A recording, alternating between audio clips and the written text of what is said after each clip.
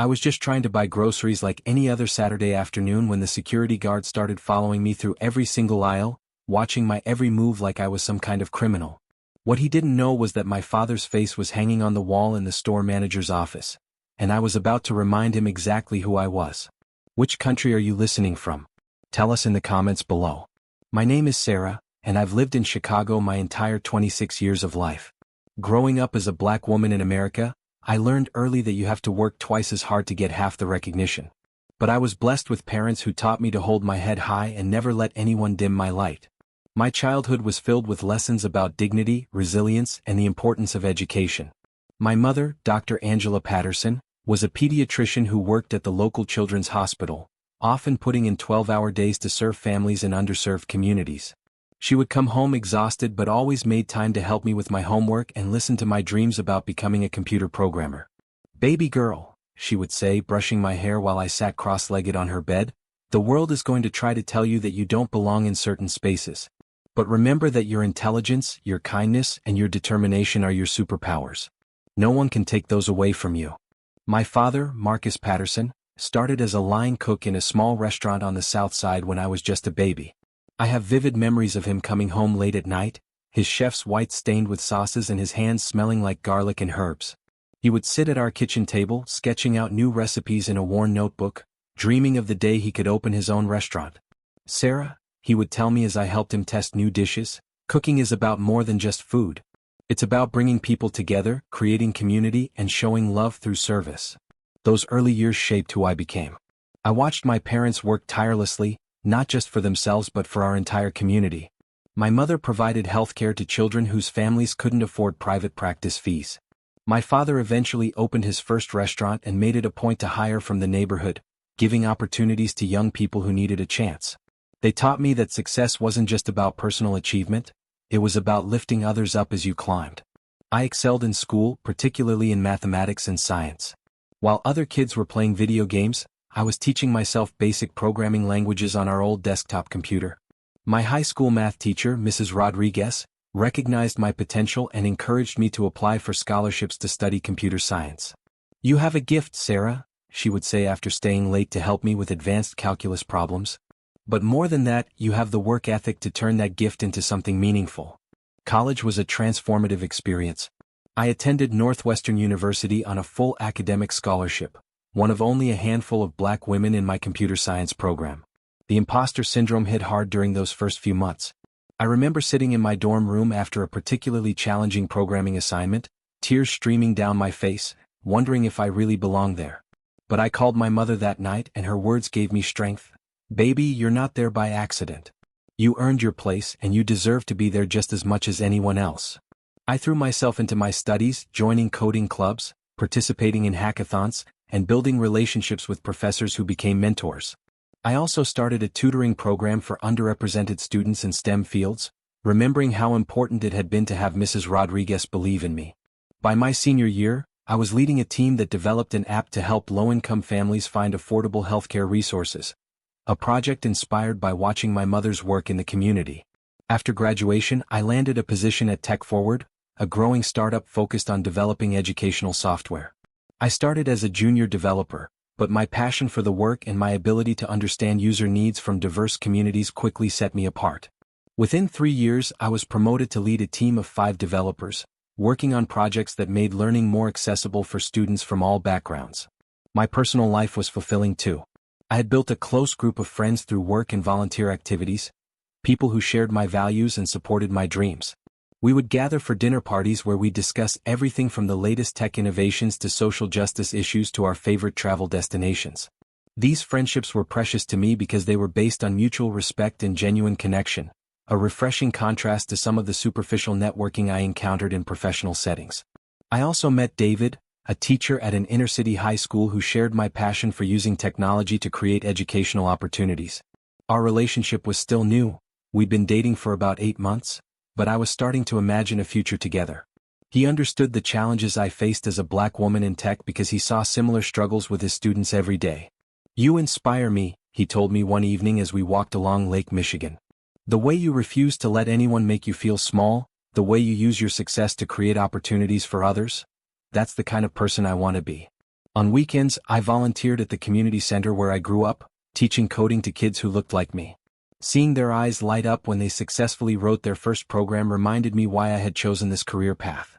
These children deserved to see someone who looked like them succeeding in technology. They needed to know that despite what the world might tell them, they belonged in these spaces too. That particular Saturday in October started like any other weekend morning. I had just finished my 9 a.m. yoga class at the studio down the street from my Lincoln Park apartment. The instructor, Maya, had led us through a particularly challenging flow focused on balance and core strength. Find your center, she kept saying throughout the class. When the world tries to knock you off balance, remember that your strength comes from within. After yoga, I felt centered and peaceful. The autumn air was crisp and refreshing, with just a hint of the winter that was coming. The trees lining my street were a magnificent display of reds, oranges and yellows, and families were out enjoying the beautiful weather. Children rode bikes on the sidewalks while their parents walked behind, coffee cups in hand, enjoying the leisurely pace of weekend morning. I had planned a dinner party for that evening, my first time hosting my work team at my apartment. We had just successfully launched a new educational platform that was already being adopted by schools across the Midwest, and I wanted to celebrate with the people who had made it possible. I had spent the week planning the menu, wanting to showcase some of the cooking skills I had learned from watching my father over the years. The grocery list on my phone was carefully organized. Ingredients for homemade guacamole, materials for a charcuterie board with local cheeses, fresh vegetables for a colorful salad, and the components for my father's famous jerk chicken recipe that my colleagues had been begging me to make. I also planned to pick up a nice bottle of wine and some craft beer from a local brewery. I chose my outfit carefully that morning: a burgundy cashmere sweater that had been a gift from my mother, dark wash jeans that fit perfectly, and my favorite ankle boots. My natural hair was styled in a twist-out that had taken me over an hour to perfect the night before, using techniques I had learned from YouTube tutorials and advice from my cousin Jasmine, who was a hairstylist. I felt confident and beautiful, excited about the day ahead and the evening of good food and conversation with my colleagues. Peterson's Market had become my go-to grocery store over the past 2 years. It was an upscale market that prided itself on carrying organic produce, locally sourced meats and specialty items from around the world.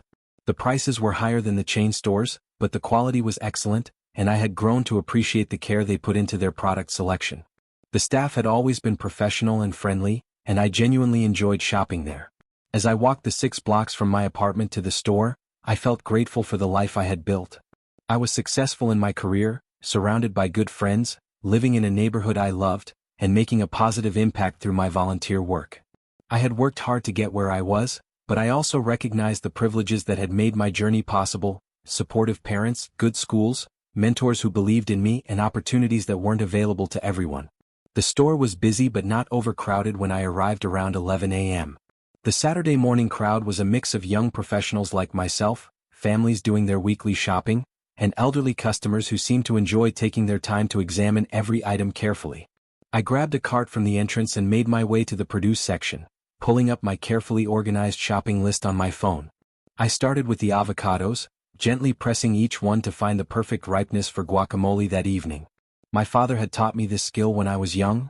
You want them to give just a little when you press, but not too much. Too soft and they're overripe, too firm and they won't be ready in time. I selected 4 beautiful Hass avocados and moved on to the cilantro, choosing the bunch with the brightest green leaves and the freshest smell. The produce section was bustling with activity. A young mother was helping her toddler pick out apples, patiently explaining why they needed to choose ones without bruises. An elderly man was carefully examining the nutrition labels on different types of lettuce, taking his time to make the best choice for his dietary needs. A couple was debating the merits of organic versus conventional carrots, laughing about their different approaches to grocery shopping.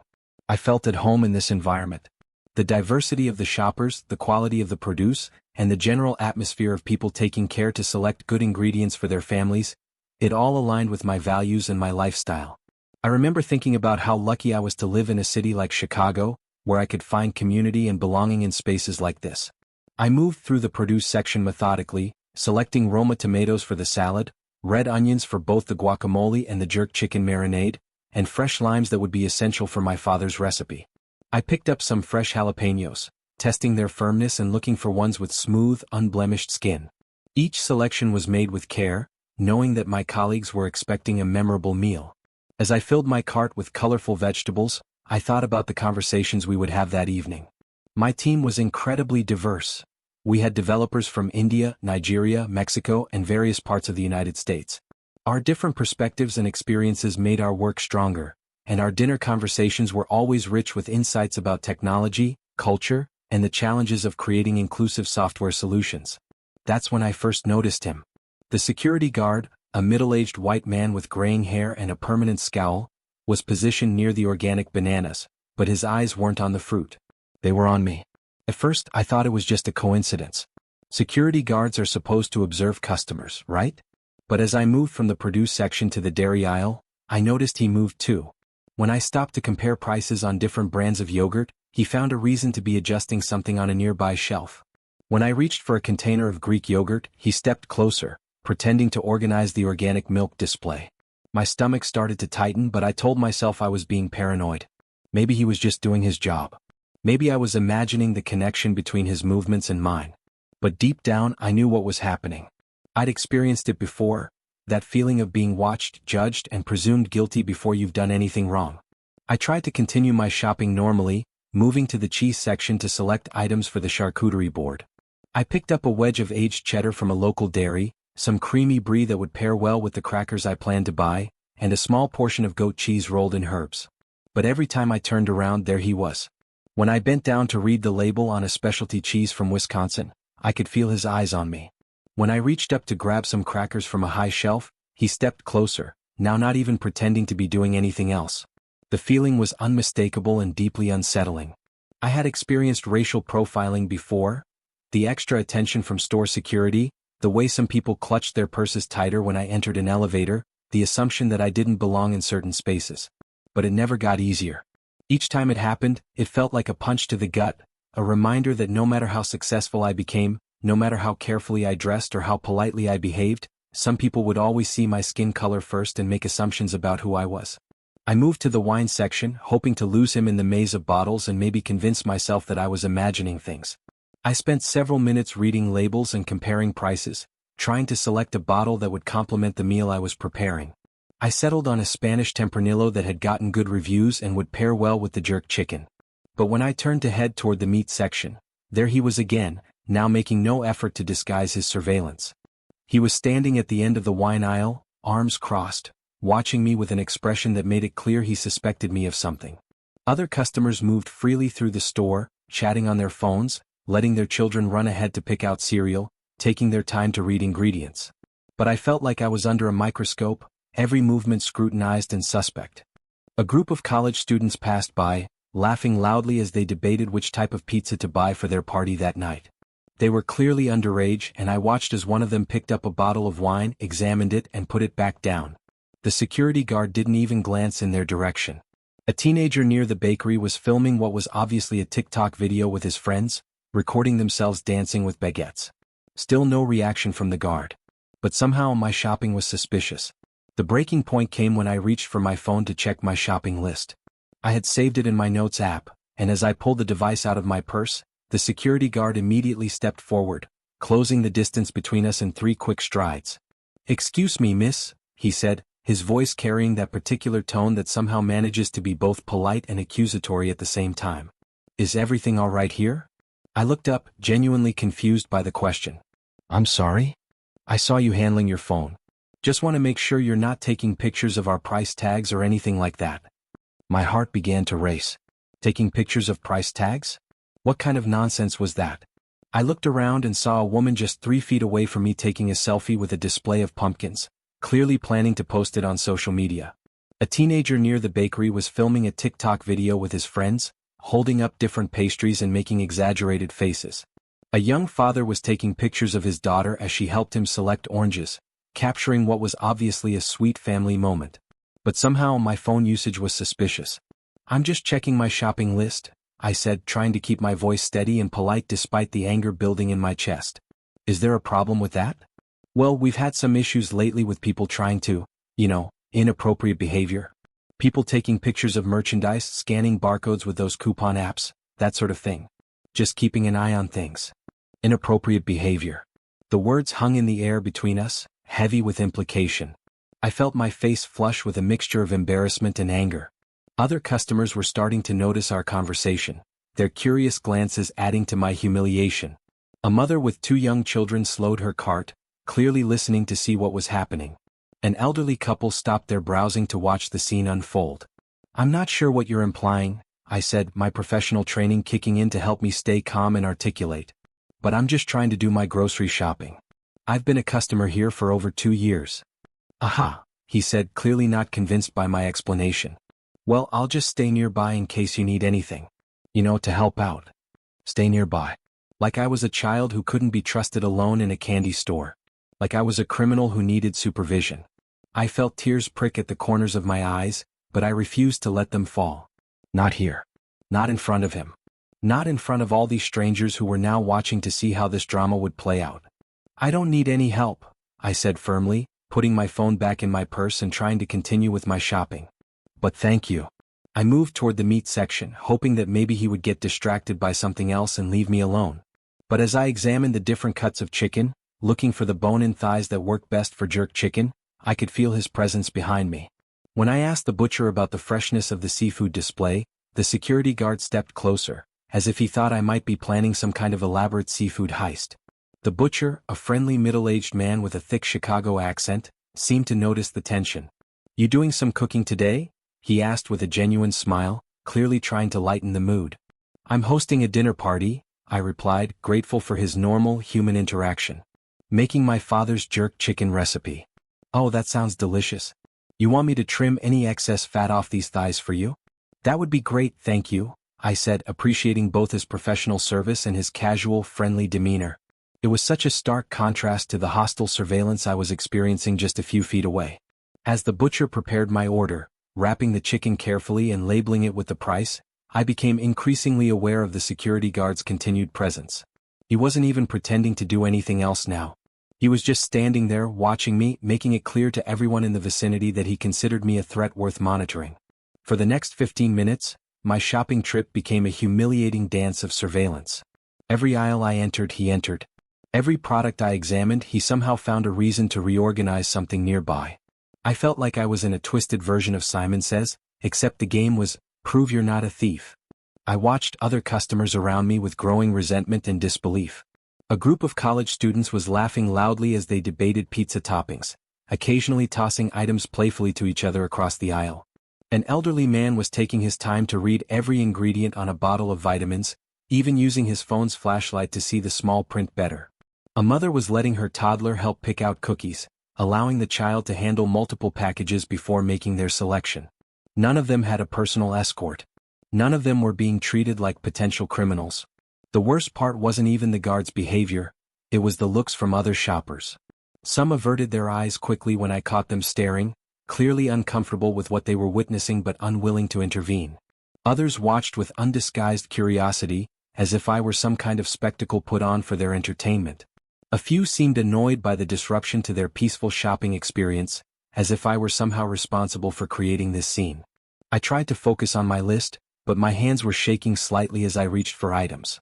I felt hyper-aware of every movement, every gesture. "Don't move too quickly, he might think you're stealing." "Don't put your hands in your pockets, he might think you're concealing something." "Don't look at your phone too much, he already thinks that's suspicious." "Don't spend too long examining products, he might think you're planning something." The psychological pressure was exhausting. Shopping, which had started as a pleasant weekend activity, was now an exercise in proving my innocence for crimes I hadn't committed and wasn't planning to commit. I found myself second-guessing every natural impulse. When I wanted to rearrange items in my cart to make room for something new, I hesitated, wondering if he would interpret that movement as suspicious. When I needed to reach into my purse for my reusable shopping bags, I moved slowly and deliberately, trying to telegraph my intentions clearly. When I reached for a package of chicken breast to add to my cart, my purse slipped off my shoulder and some of my things spilled onto the floor. My lipstick, car keys, and a pack of gum scattered across the tile. As I bent down to collect my belongings, the security guard immediately moved closer, watching intently as if I might be planting evidence or retrieving stolen goods that I had somehow hidden on the floor earlier. "Need help with that?" he asked, but his tone suggested he was more interested in inspecting my belongings than actually helping me. "I'm fine, thank you," I said through gritted teeth, stuffing everything back into my bag as quickly as possible. I was embarrassed by the attention and frustrated by his implication that even dropping my personal items was somehow suspicious. A kind-looking woman nearby, a Latina mother with 2 young children, gave me a sympathetic look and started to move toward me as if to help, but the security guard's presence seemed to make her think better of it. She mouthed, "I'm sorry," and continued with her shopping, leaving me to handle the situation alone. I appreciated her gesture, but it also highlighted how the guard's behavior was affecting not just me but other customers who wanted to be helpful but felt intimidated by the situation. I felt a deep sense of isolation wash over me. Here I was in a store I'd been shopping at for years, in a neighborhood where I felt at home, spending my hard-earned money on quality ingredients for a dinner party to celebrate my professional success. And yet I was being treated like an outsider, like a threat, like someone who didn't belong. The guard's behavior was becoming more aggressive too. When I stopped to compare prices on pasta sauce for a potential future meal, he positioned himself directly across from me, arms crossed, staring openly. When I moved to the frozen food section to pick up some ice cream for dessert, he followed so closely that I could hear his keys jingling with each step and smell his coffee breath when he leaned in to see what I was examining. I started to second-guess everything about my appearance and behavior. Was I walking too fast? Too slow? Was I looking around too much? Not enough. Should I smile more to appear friendly and non-threatening? Should I make eye contact to seem open and honest, or avoid it to appear respectful and non-confrontational? But why should I have to perform innocence just to buy groceries? My anger was building, but it was mixed with hurt and confusion. I thought about all the times my mother had prepared me for moments like this. "You have to be twice as good to get half as much," she'd always said. "You have to keep your head high and your record clean because they're always watching, always waiting for you to make a mistake. You can't give them any excuse to treat you poorly." But I hadn't made a mistake. I was impeccably dressed, polite in all my interactions, shopping for legitimate purposes with money I had earned through hard work and dedication. I was just existing while black, and apparently, that was suspicious enough.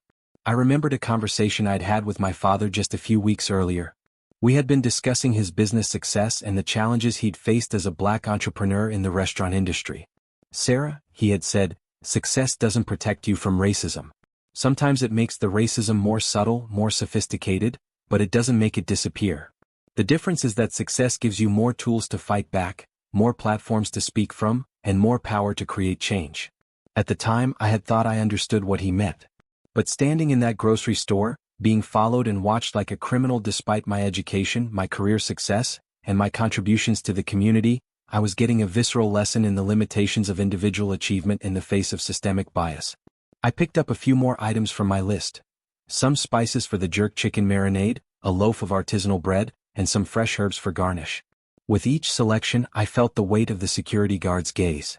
Other customers continued their shopping normally, but I felt like I was performing for an audience, every movement scrutinized and judged. A well-dressed woman in her 50s passed by me in the spice aisle, talking loudly on her phone about her upcoming vacation to Europe. She was holding multiple spice containers, clearly planning to stock up for some elaborate cooking project. She put several back on the shelf after examining them, then picked them up again to read the labels more carefully. The security guard didn't even glance in her direction.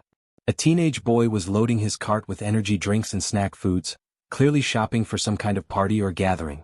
He was moving quickly through the aisles, grabbing items without much consideration, occasionally tossing things into his cart from a distance. His behavior was far more erratic and noticeable than mine, but he shopped without any additional attention from store security. The disparity was glaring and painful. I was being treated differently not because of anything I was doing, but because of who I was. The realization hit me like a physical blow, even though I had experienced this kind of treatment before and intellectually understood the reality of racial profiling. By the time I had collected most of the items on my list, I was emotionally drained. What should have been a pleasant hour of shopping for a fun dinner party had become an ordeal that left me feeling angry, hurt, and exhausted. I kept thinking about my colleagues who would be coming to dinner that evening, people from different racial and ethnic backgrounds who had become my friends and chosen family. Would they believe this story when I told them? Would they understand the psychological toll of this kind of treatment?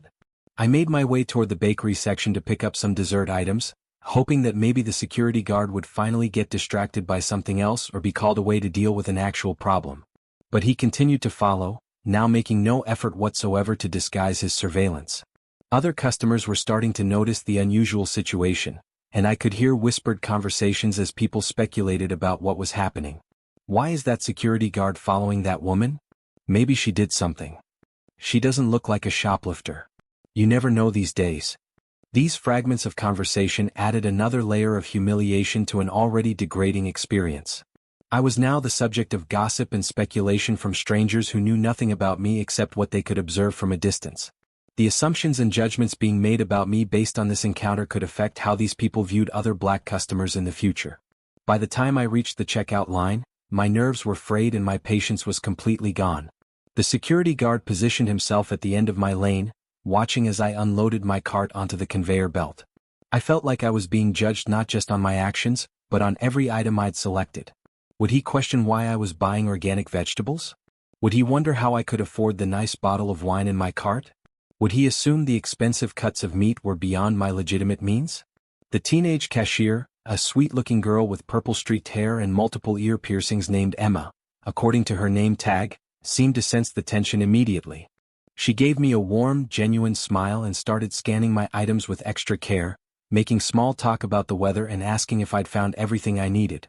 "That's a beautiful sweater," she said genuinely, her voice carrying a note of defiance as she glanced toward the security guard.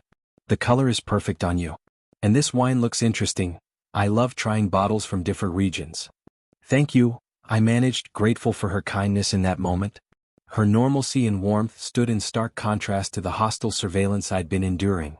"I'm hosting a dinner party tonight, so I wanted to get something special." "That sounds like so much fun. I bet your friends are going to love whatever you're making," she said, continuing to scan items while maintaining easy conversation. "Is that jerk seasoning? I've always wanted to try making Caribbean food, but I'm too intimidated to attempt it." "It's actually my father's recipe," I said, feeling some of my tension ease as we talked about cooking instead of my supposed criminal behavior. "He's been perfecting it for years." Emma's eyes lit up. "That's so cool. Family recipes are the best. My grandmother makes this amazing Italian sauce that she refuses to write down, says the measurements are all in her heart." This normal human interaction was exactly what I needed. Emma was treating me like any other customer, interested in my purchases because she was curious about cooking, not because she suspected me of wrongdoing. Her genuine friendliness reminded me that not everyone in the store was viewing me through a lens of suspicion and bias. But the security guard was still there, still watching, still making me feel like a criminal. As the total rang up, $127.84 for a cart full of quality ingredients for my dinner party, I reached for my wallet, mentally preparing to pay and finally escape this humiliating experience. That's when he stepped forward again. "Ma'am, I'm going to need to check your receipt and your bags before you leave the store." Emma looked surprised and confused. "Oh, that's not usually. I mean, we don't typically." "It's store policy," he interrupted sharply, though his tone suggested this was anything but routine. "New management directive about inventory control." I felt my last shred of patience snap. The lie was so transparent, so insulting, that I couldn't maintain my polite facade any longer. "Excuse me, but I don't see you checking anyone else's receipt. Is there a specific reason you need to check mine?" A line was forming behind me now, and I could feel the weight of everyone's attention. Some customers looked uncomfortable, clearly recognizing that something wasn't right about this situation. Others seemed annoyed by the delay, impatiently checking their phones and shifting their weight from foot to foot. A few appeared to be eagerly waiting to see how this drama would unfold, pulling out their phones to record what was happening. "Like I said, it's store policy," he repeated, but his eyes told a different story. This wasn't about policy. This was about power, about putting me in my place, about reminding me that I didn't belong in this upscale store regardless of my ability to pay for expensive groceries. "And like I said, I don't see you implementing this policy with anyone else." My voice was steady now, fueled by righteous anger and a lifetime of accumulated frustration with this kind of treatment. "So either check everyone's receipt or don't check mine." Emma was looking back and forth between us, clearly distressed by the confrontation happening at her register. "Ma'am, I can guarantee everything was scanned properly," she said to me, then turned to the security guard. "Really, there's no need." "This is not your concern," the guard said dismissively, cutting off Emma's attempt to defuse the situation. "Just stick to scanning groceries." The condescension in his voice when he spoke to Emma, a young woman who was simply trying to do her job professionally, added another layer to my anger. He wasn't just targeting me, he was asserting his authority over anyone who dared to question his behavior. The standoff lasted for what felt like an eternity but was probably only 10 seconds. Other customers were murmuring now, some pulling out their phones to record what was happening. I could hear fragments of conversation. This is so wrong. Why isn't anyone doing anything? That poor woman. Someone should call the manager. The manager, a harried-looking man in his 40s with thinning hair and a nervous demeanor, appeared at the front of the store, drawn by the commotion and the growing crowd of onlookers. He approached our register with the expression of someone who knew he was about to deal with a problem that could escalate quickly. "What seems to be the problem here?" he asked, looking between me and the security guard while clearly trying to assess the situation and calculate the potential damage to the store's reputation. "This gentleman has been following me around your store for the past 20 minutes, watching my every move like I'm a criminal," I said, my voice carrying clearly through the checkout area so that everyone could hear exactly what had been happening. "And now he wants to search my bags based on some store policy that apparently only applies to me." The manager's face flushed red as he realized the situation he was dealing with. Other customers were recording with their phones now, and he could see the potential for this incident to go viral and damage the store's reputation. "I'm sure there's been some misunderstanding." "The only misunderstanding," I interrupted, my patience completely exhausted, "is this man's assumption that I don't belong in this store. So let me make something very clear to both of you." I pulled out my phone, not to take pictures of price tags as the guard had suggested, but to show them the photo that had been my lock screen for the past 3 months. It was a picture of me with my father, taken at the grand opening of his latest restaurant just 6 blocks away. We were both smiling broadly, him in his chef's whites and me in an elegant black dress, standing in front of the beautiful new sign that read Patterson's Kitchen, Fine Caribbean Cuisine. "My name is Sarah Patterson," I said loudly enough for everyone in the checkout area to hear clearly. "And my father is Chef Marcus Patterson." The color drained from the manager's face instantly. Chef Marcus Patterson wasn't just any chef, he was a James Beard Award winner, a cookbook author, and the owner of 4 of the most successful restaurants in Chicago. His face had been featured on the cover of Food and Wine magazine just 3 months earlier. He was a regular guest on cooking shows, had been profiled in the Chicago Tribune's food section multiple times, and was widely recognized as one of the city's most innovative and successful restaurateurs. But even more than his public profile, and this is what I saw dawn on the manager's face as recognition hit him like a physical blow, my father was one of Peterson's Market's biggest commercial customers. His restaurants purchased thousands of dollars worth of specialty ingredients from this store every month. The exotic spices, premium meats, organic vegetables, and specialty items that made his menus unique came largely from Peterson's Market. And more than that, this detail was clearly causing the manager physical pain as he remembered it. My father's photograph hung in the store manager's office upstairs. It was part of a display of local business partners that the store was proud to feature, showcasing their relationships with successful restaurateurs, caterers, and food service businesses in the community. Marcus Patterson wasn't just a customer, he was a community leader whose success reflected well on the neighborhood businesses that supported him. "Oh my God," the manager whispered, his voice barely audible as the full implications of the situation hit him. "Miss Patterson, I am so sorry. I had no idea." "That's exactly the problem," I said, my voice carrying a lifetime of accumulated hurt and anger, but also a clarity that comes from finally having the power to speak truth to people who had to listen. "You had no idea, so you assumed. Your security guard had no idea, so he followed me around like I was going to steal from you. You both saw a young black woman and immediately decided I was a threat instead of a customer." The security guard was looking around nervously now, clearly realizing that he had made a massive, career-threatening mistake.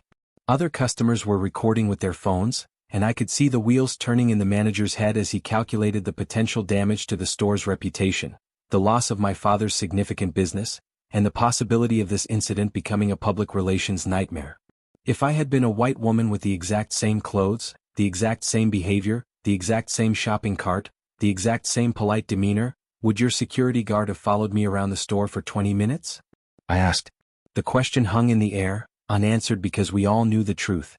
The teenage cashier was watching with wide eyes, and I could see several other employees gathered at nearby registers, listening to every word.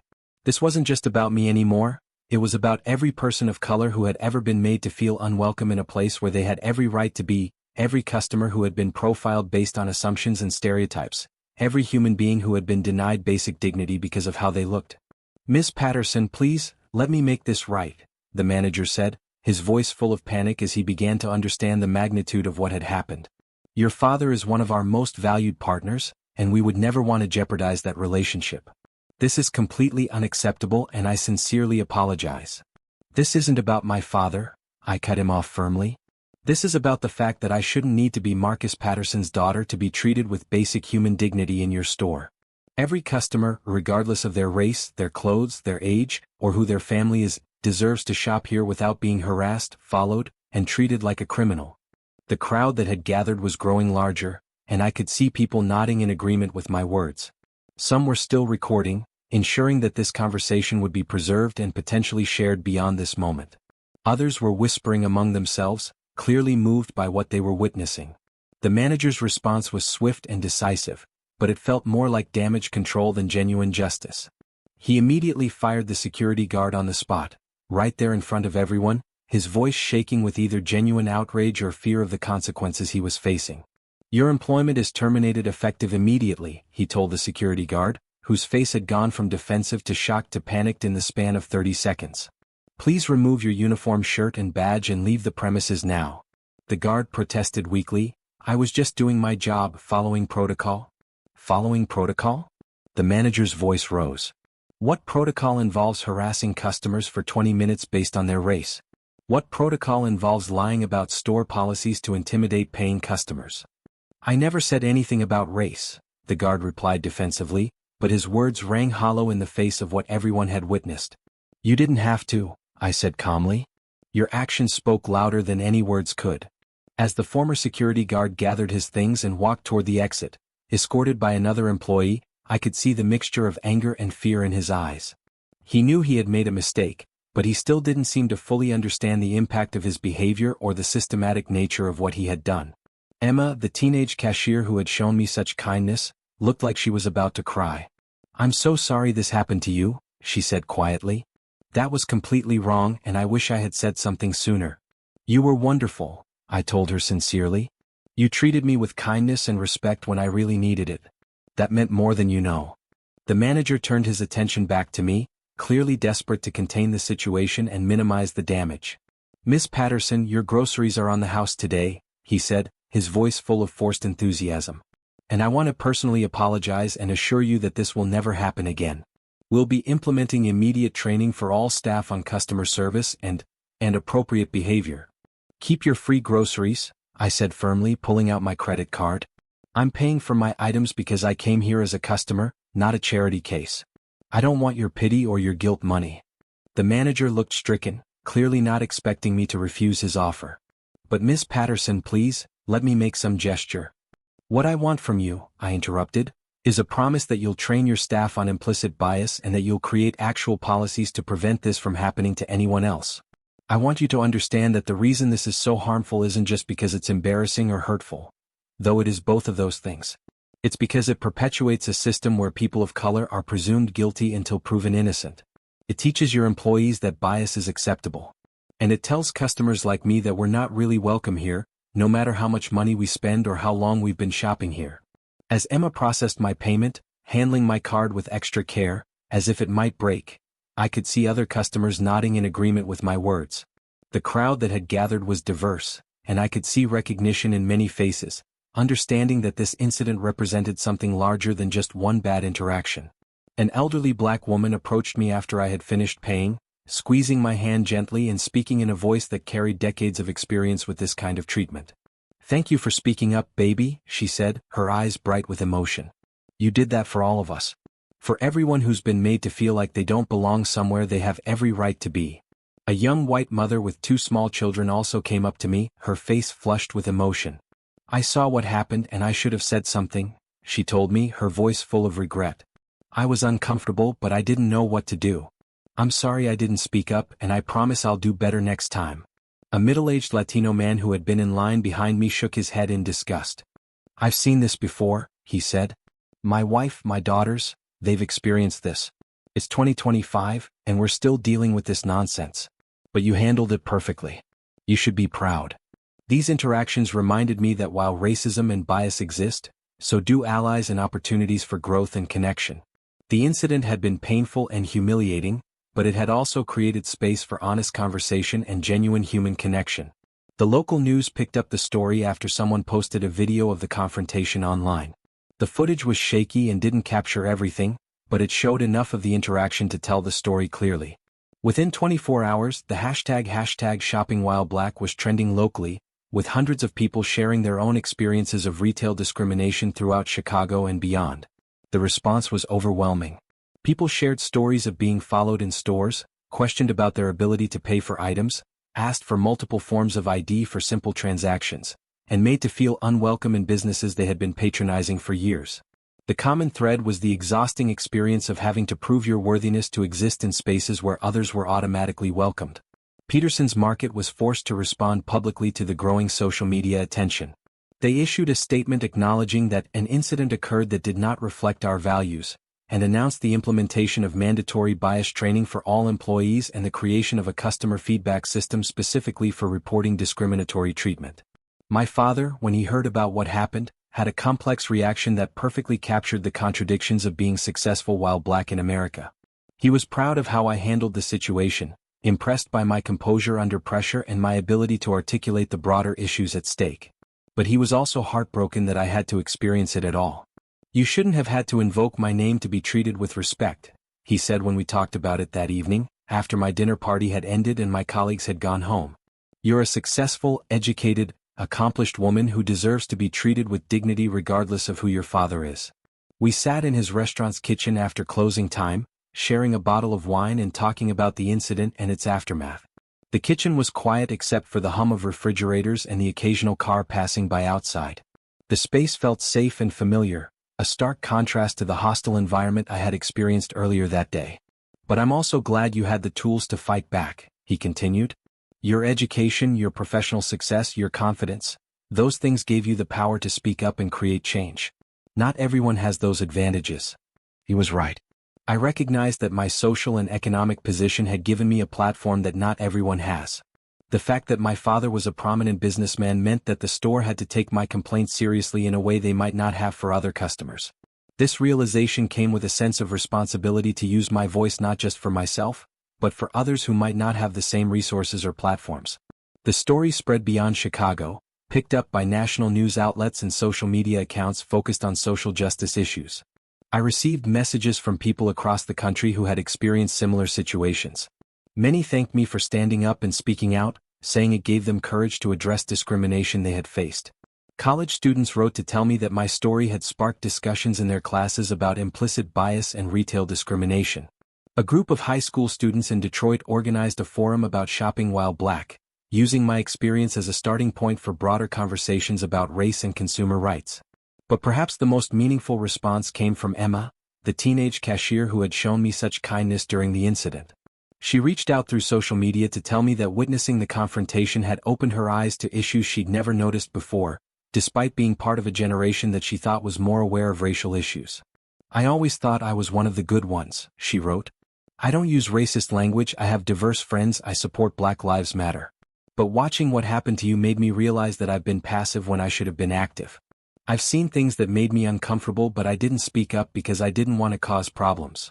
She told me that she had started volunteering with a local anti-racism organization, had begun reading books about systemic racism and white privilege, and had become an advocate for retail worker training on bias and discrimination. She also convinced her manager to implement more comprehensive changes beyond just the basic bias training that had been mandated after the incident.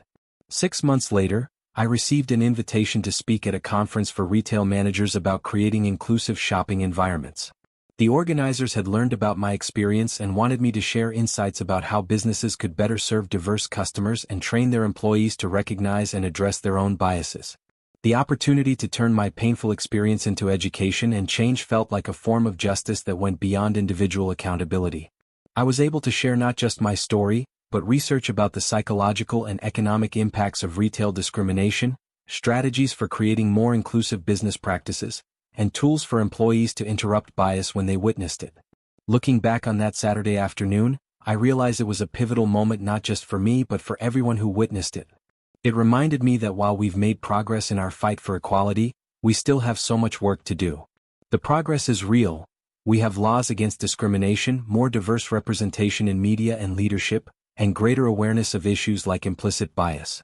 But the persistence of experiences like mine shows that legal and social progress don't automatically translate into changed hearts and minds. It showed me that sometimes the most powerful thing you can do is simply refuse to accept unacceptable treatment. There's a difference between picking your battles wisely and accepting injustice to avoid conflict. In that moment, I chose to fight because I recognized that my silence would not protect me, and it certainly wouldn't protect the next person who experienced similar treatment. I learned that speaking up in the moment, even when your voice shakes, even when you're scared, even when it's uncomfortable, can create ripple effects that extend far beyond yourself. My refusal to accept discriminatory treatment that day led to policy changes that protect other customers, educational opportunities that help employees recognize their own biases, and conversations that might prevent similar incidents in the future. But I also learned something deeper about resilience and identity. For years, I had been taught to work twice as hard and be twice as good to earn the respect that should be freely given. That day in the store, I realized that while excellence and achievement are admirable goals, they shouldn't be prerequisites for basic human dignity. I am not just Marcus Patterson's daughter, though I'm proud to be his child and grateful for the opportunities his success has created for our family. I am not just a software engineer, though I love my work and find meaning in using technology to solve problems and create opportunities. I am not just a volunteer or a community member or any single role that I play in the world. I am a whole human being deserving of respect simply because I exist, because I'm here, because I matter. My worth is not determined by my achievements, my family connections, my education, or my economic status. Those things are part of who I am, but they are not the foundation of my right to be treated with dignity. The security guard that day saw only my skin color and made assumptions based on stereotypes and prejudices he probably didn't even realize he held. But his limited vision doesn't define my worth or my place in this world. I belong everywhere I choose to be, not because of who my father is or what I've accomplished, but because I'm a human being with the same rights as anyone else. That experience taught me that we all have a choice in how we respond to injustice. We can internalize it and let it make us smaller, or we can use it as fuel to make ourselves and our community stronger. We can stay silent to avoid conflict, or we can speak up to create change. We can let discrimination discourage us from taking up space, or we can claim our space more boldly than ever. I chose to speak up, and that choice led to growth, healing, and progress for many people beyond just myself. It reminded me that our individual acts of courage can contribute to larger movements for justice and equality. When we refuse to accept treatment that diminishes our humanity, we're not just standing up for ourselves, we're standing up for everyone who shares our identity and everyone who will come after us. To anyone who has ever been followed around a store, questioned in a space where you belong, or made to feel like you don't deserve to be somewhere, know that you do belong. Your presence is not suspicious, it's valuable. Your voice matters, and when you use it to demand the respect you deserve, you're not just standing up for yourself. You're standing up for everyone who comes after you. To the allies who witness discrimination but don't know how to help, your voice matters too. Sometimes the most powerful intervention is simply saying, "This isn't right." You don't have to have all the answers or be perfect in your approach. You just have to care enough to speak up when you see injustice. To the business owners and managers who want to create truly inclusive environments, it takes more than good intentions. It requires honest examination of your policies and practices, comprehensive training for your employees, and systems for accountability when things go wrong. It means listening to customers who report discriminatory treatment and taking their concerns seriously, regardless of their social or economic status. They thought they could judge me by my appearance and dismiss me based on their assumptions. What they discovered is that I am not just my father's daughter. I am my own person with my own strength, my own voice, and my own power to create change. I carry his legacy of excellence and community service, but I also bring my own vision, my own values, and my own determination to make the world more just. I will never be grateful for experiencing racism, but I am grateful for the strength it revealed within me and the opportunity it created to educate others and advocate for change. That's the choice we all have, to let our difficult experiences break us down or to let them build us up into the people our communities need us to be. In a world that sometimes seems determined to diminish our light, the most revolutionary act is to shine anyway, to take up space, to demand respect, to refuse to shrink, to remember that we belong here just as much as anyone else. To use our voices, our talents, our resources, and our platforms to create change that extends beyond ourselves. That security guard followed me around the store thinking he was protecting something from me. What he didn't realize is that by speaking up, by refusing to accept discriminatory treatment, I was actually protecting something for all of us. the right to exist with dignity, to shop with peace, to move through the world without constantly having to prove our worthiness to be there. And that's a legacy I'm proud to carry forward, with or without my father's name to back me up. Because at the end of the day, our worth doesn't come from external validation or recognition. It comes from within, from our commitment to treating ourselves and others with dignity, and from our refusal to let anyone convince us that we don't belong in spaces where we have every right to be.